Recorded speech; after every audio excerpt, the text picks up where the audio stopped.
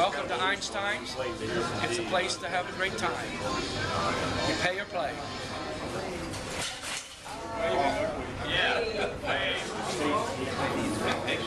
Keith Eardley's probably one of the funniest guys that I know. He's got the greatest variety of t-shirts I've ever seen in my life. Has one for every occasion. I don't care what it is. And he's a great guy. Thank you, Benny. Thank you. You got $100 I can borrow? No. Oh, okay. I thought that might have did. I guess I didn't say anything.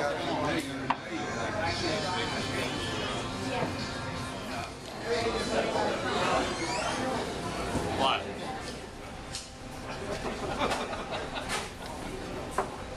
Edit that out, would you? Hey, Al, what do you think? I don't think. Turn around and smile, Ed. That's what they're all about. It's AARP.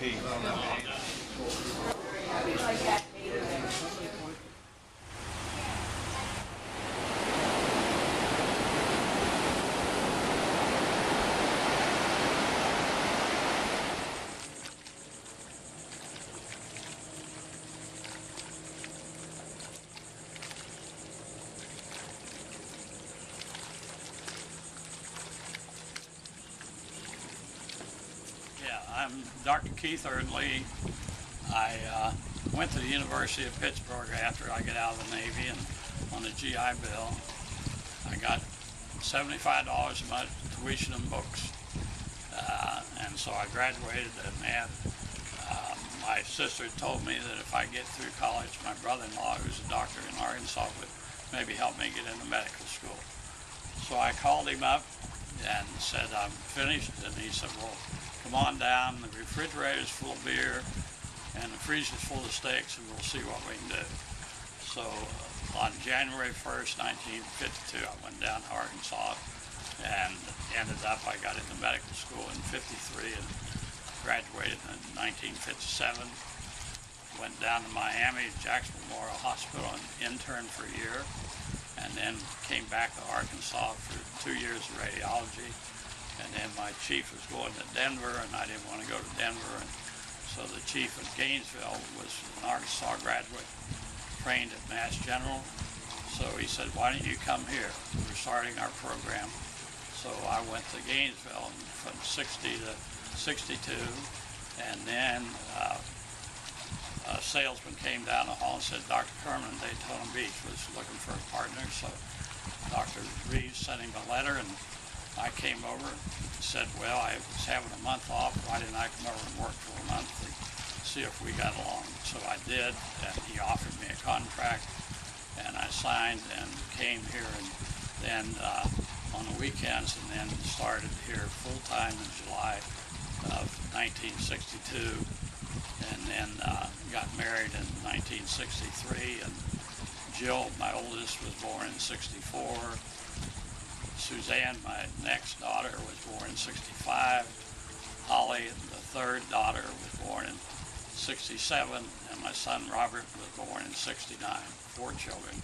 And then I spent 32 years at Halifax Hospital until I decided it was time to retire. So I was 66 and a half, and I've been retired since 1994.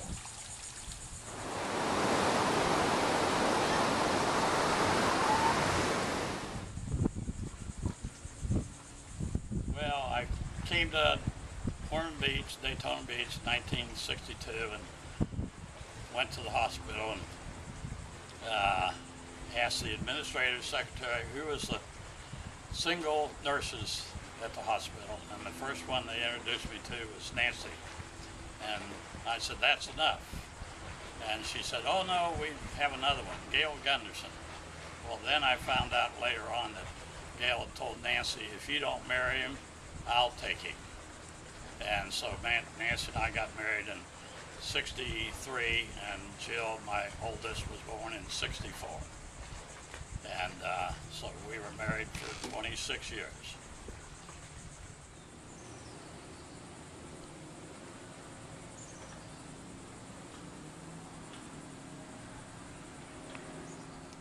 Nancy and I never really had fights. maybe a little difference of opinion, like I wanted to finish the family room with furniture, and she wasn't quite sure, so I just went down the store downtown and bought a whole bunch of furniture for the family room. But we were happy with it, so it worked out fine. And so we never really had any problems for all those 26 years. And it's just too bad. Nancy was a nurse, and I thought she was going to take care of me when I got older, but unfortunately it didn't work out that way. So.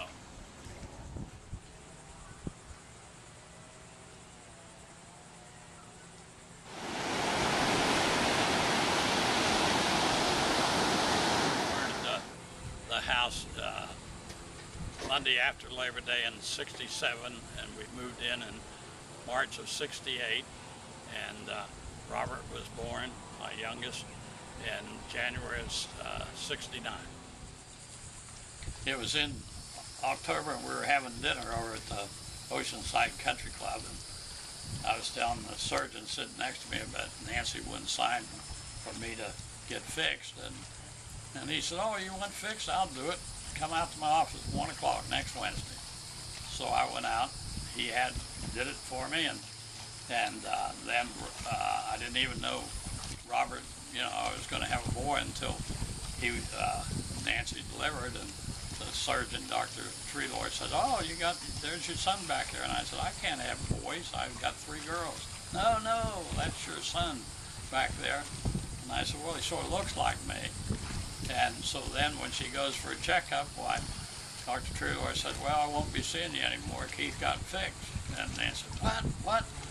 She come running over to the hospital, and "What did you do? What did you do?" And I said, "Well, it's done. So no more children for us. 4 is enough." And so then later on, her mother was over here for dinner, and I told her mother that was it, 4 children, I was fixed. And she thought that was wonderful and gave me a big hug.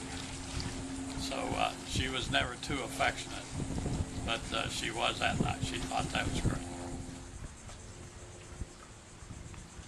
Not many boats out today.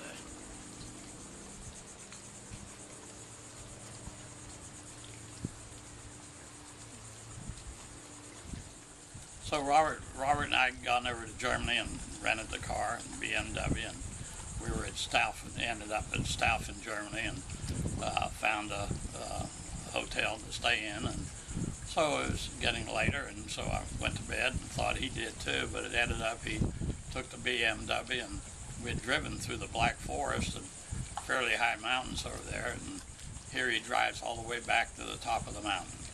And then he tells me about the next morning. I said, "Robert, that was crazy, out there by yourself at night on those winding, twisting roads, and just fortunately nothing happened. So don't do that again.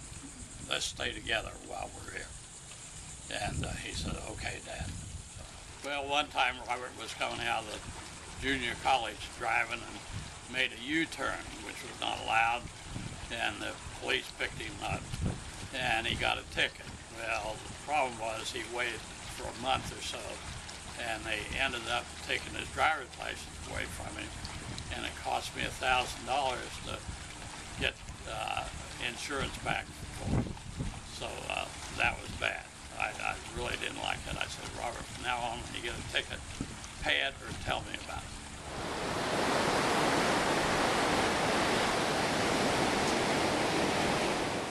And another time, Robert was going down Melrose over here, and I just had the Mazda 626 tuned up. He's driving fairly fast on Melrose. Then he goes up US 1 doing 100 miles an hour.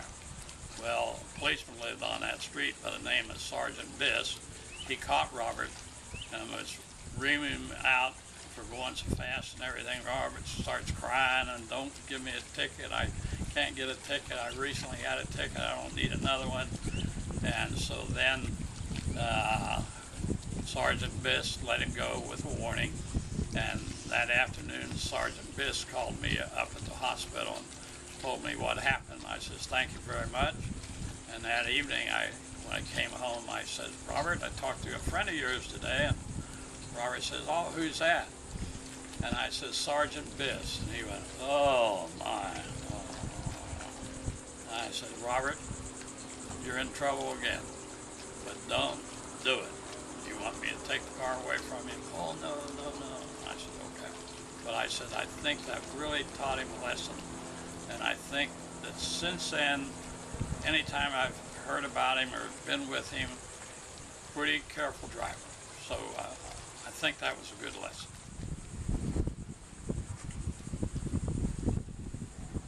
Well, I've had my 4 children, and those 4 children have together 9 grandchildren. The oldest 16, and the youngest is going to be a 1-year-old this month in July. So I have 9, which is, let me think, Holly has 2 boys and 2 girls. Suzanne has 2 girls.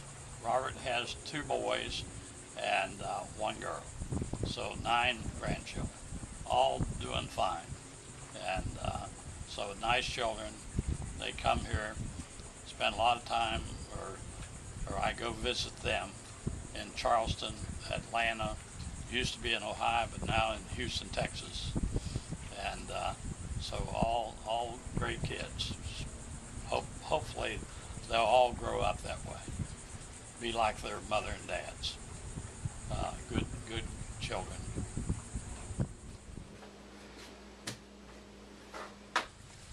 When the kids were in high school and then in college, I always wanted them to get some type of job. I didn't care what it was, but I wanted them to learn the value of a dollar. The dollar doesn't come easy, and you have to work. But the harder you work, the luckier you get.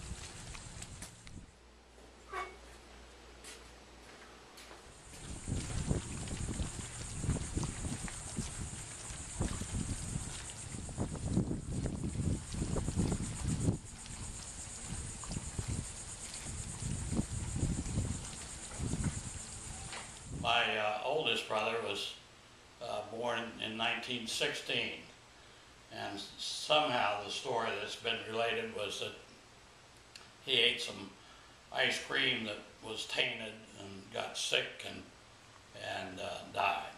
He was only two years old, but I have a nice picture of him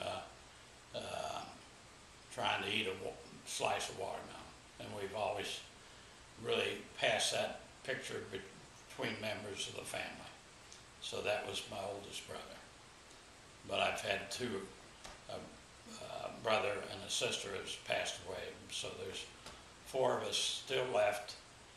92, or 90, going to be 94, my oldest brother. Then my sister, oldest, she's going to be 92 this year. And then I have a younger brother, Jack, who's 83, going to be 83 this year.